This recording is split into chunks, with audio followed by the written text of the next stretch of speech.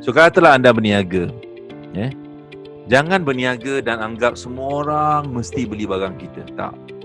It's called niche. Niche adalah kita mesti specifically kena pasti siapa yang nak, siapa yang perlukan, dan kita akan fokus kepada mereka yang nak perlukan kita saja.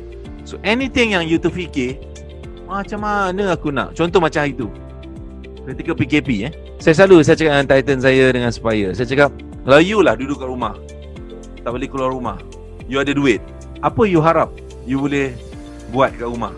Apa problem yang you ada yang boleh nak orang solve dekat rumah? So kat situlah wujudnya banyaknya online business, online product, online services. Semua orang boleh access internet, tapi orang tak boleh keluar. Meningkatlah tiba-tiba online ordering. Faham tak saya cakap apa ni?